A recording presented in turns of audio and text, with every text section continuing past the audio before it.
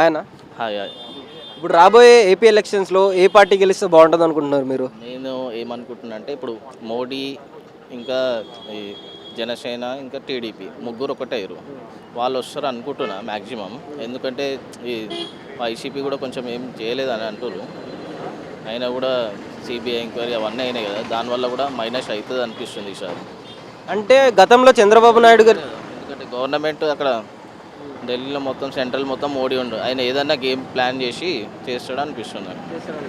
అంటే గతంలో చంద్రబాబు నాయుడు గారు పరిపాలించారు, కానీ ఆ పరిపాలన కంటే ఇప్పుడు జగన్ గారు చేసిన పరిపాలనే బాగుందని చెప్పేసి ప్రజలు అంటున్నారు. అది ఎంతవరకు వాస్తవం అంటారు? అది ఏమో మనకైతే కరెక్ట్ ఇన్ఫర్మేషన్ వచ్చింది అయితే చంద్రబాబు మంచి ఐటీ డెవలప్మెంట్ చేస్తున్నాడని అంటారు.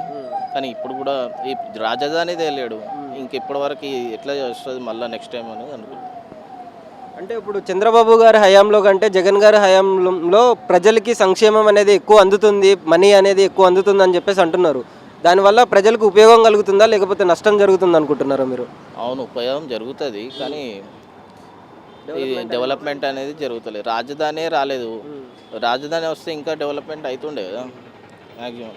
అది రాజధాని వస్తే ఏమన్నా ఇంకా చాలా అయిపోతుందని అనిపిస్తుంది. ఎందుకంటే ఇప్పుడు మోడీ తీసుకొని వస్తాడు అనిపిస్తుంది రాజధాని. ఇప్పుడు ఏదైనా గేమ్ ప్లాన్ చేసేసి వీళ్ళు టీడీపీని గెలిపించేసి రాజధాని ఇస్తారని అనుకుంటున్నాను. అట్లనే ఈ షర్మిల ఉంది కదా, ఇది కూడా గేమ్ ప్లానింగ్. అది షర్మిలని తీసుకొని వచ్చి జగన్ని కలిపేసి ఇద్దరు ఒకటి చేసి కాంగ్రెస్ వైఎస్ఆర్సీపీ రెండు ఒకటి చేసేసి అట్లా గేమ్ ప్లాన్ చేద్దామని వీళ్ళు ప్లాన్. అది ఇదంతా గేమ్ ప్లాన్ ఉంది మొత్తం. ఫైనల్గా చంద్రబాబు గారు వస్తేనే బాగుంటుంది అనుకుంటున్నాను. చంద్రబాబు వస్తేనే మంచిది. Thank you.